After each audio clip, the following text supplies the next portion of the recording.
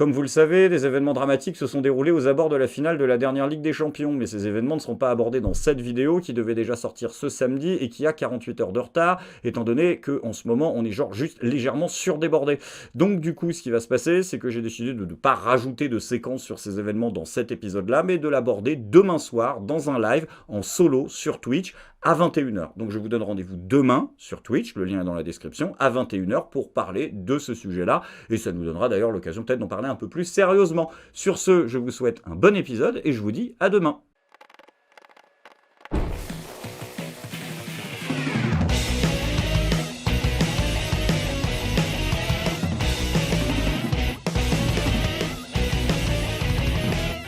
Oh, je suis pas content, il y a Elisabeth Borne qui a menti. Oui, elle a menti. C'est à 10h ce matin que le nouveau gouvernement d'Elisabeth Borne a rendez-vous à l'Elysée pour son premier conseil des ministres. La première ministre qui assure qu'elle n'était pas au courant des deux accusations de viol, l'une classée sans suite, l'autre sans dépôt de plainte, visant le nouveau ministre des Solidarités, Damien Abad. Bien évidemment, je n'étais pas au courant. Je vais être très clair.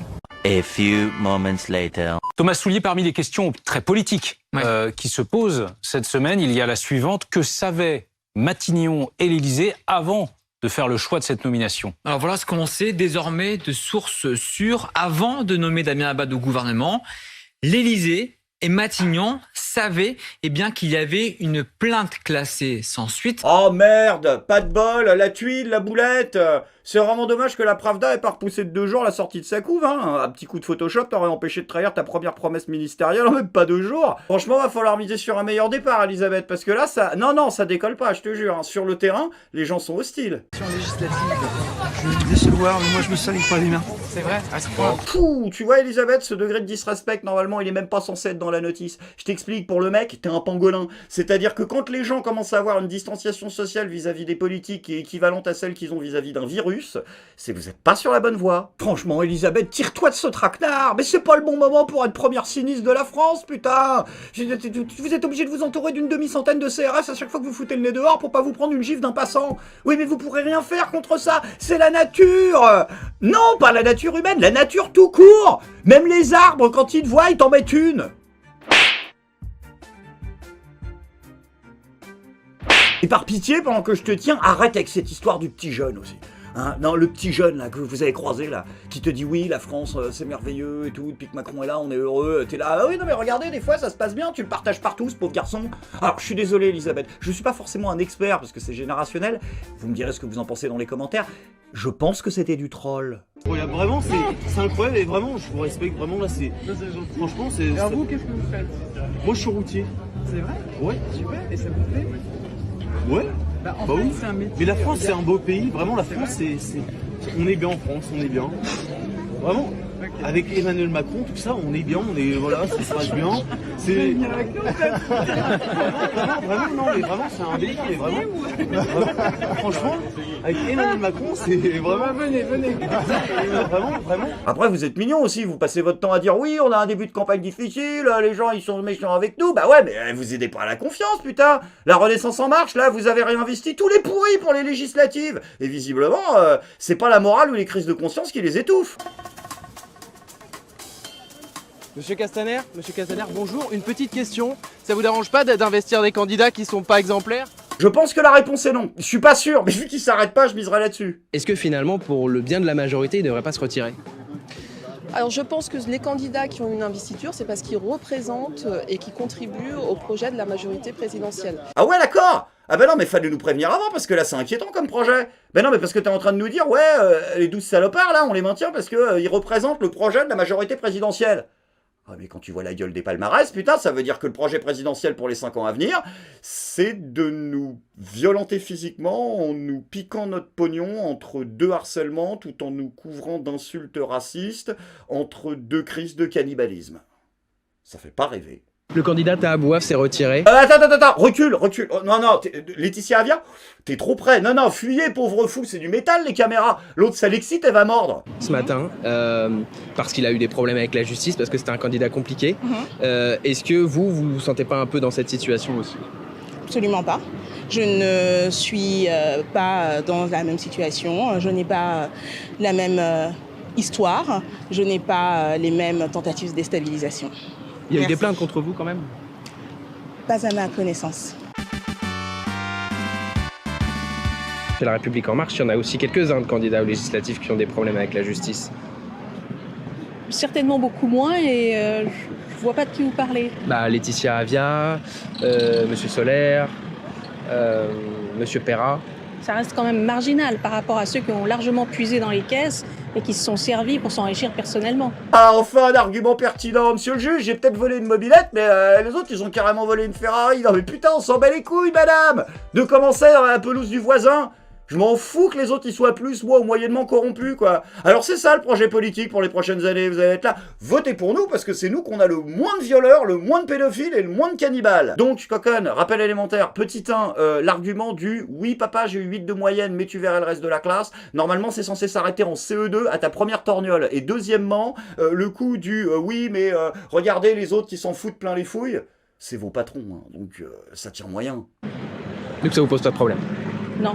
Vous allez aller jusqu'où dans l'indignité? Sérieux, c'est quoi votre limite? Hein, qu'est-ce que tu dis? 13. 13. Quoi? H2G2, il se passe quoi? Non, 13, si tu parles de quoi? Oh putain, non!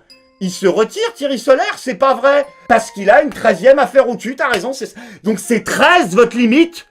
C'est-à-dire que si on veut espérer qu'à un moment, un député de la majorité puisse se remettre en question dans sa déontologie et son éthique, en gros, ce qu'il faut s'attendre, c'est 13 affaires judiciaires majeures au cul?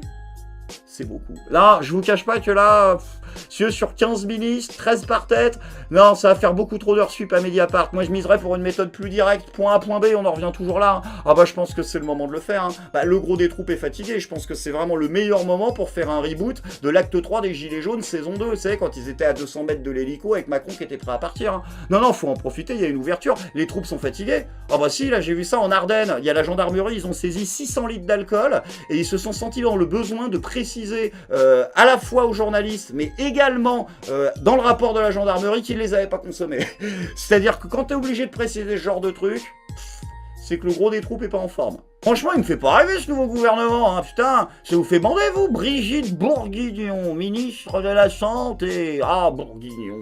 Non, mais le nom est marrant, mais le sujet est grave quand même. Il y a des vrais problèmes en ce moment. Hein. Ah non, je parle même pas que de la Covid, putain, il y a du fer dans les baguettes.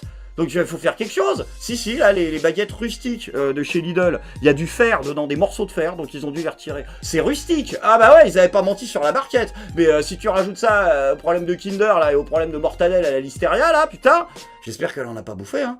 Bah Adèle, parce que sinon, bah, elle est morte. Désolé. Donc tout ça pour dire qu'il serait temps qu'on ait quand même une ministre de la Santé qui soit capable de mener enfin une politique de santé publique au niveau de l'alimentation qui ressemble à quelque chose. Parce que là, c'est vraiment grave. Hein. Alors oui, l'intelligentsia parisienne essaye quand même de trouver des solutions alternatives, mais il y a un train de retard. Le pipi, un bon engrais pour produire des fruits et légumes. Sommes-nous prêts à manger des fruits et légumes fertilisés à l'urine? Oui. Enfin, pourquoi vous posez la question? Enfin, c'est pas... Putain, le jour où vous allez découvrir comment est fait le fumier, ça va très mal se passer. Hein. Et puisqu'on en a parlé de la nature, il semblerait qu'il y a un autre sujet aussi que notre président a décidé de prendre par-dessus la jambe. Bah c'est celui de l'écologie, quoi. Amélie de Montcalin à l'écologie. Putain, mais Montcalin, qu'est-ce que tu veux qu'elle fasse, cette pauvre gourdasse? Des câlins à la couche d'ozone? Je veux dire, hein? Elle dit qu'elle veut aller plus vite. Ouais, d'accord, ouais, ça c'est bien ça. Plus fort? Ouais, non, ça c'est pas mal. Hein? Plus loin? Ouais. Enfin, faire comme les autres, quoi. Sur la transition écologique, nous devons aller plus vite, plus fort, plus loin. En matière d'écologie, nous devons aller plus vite, plus fort, plus loin.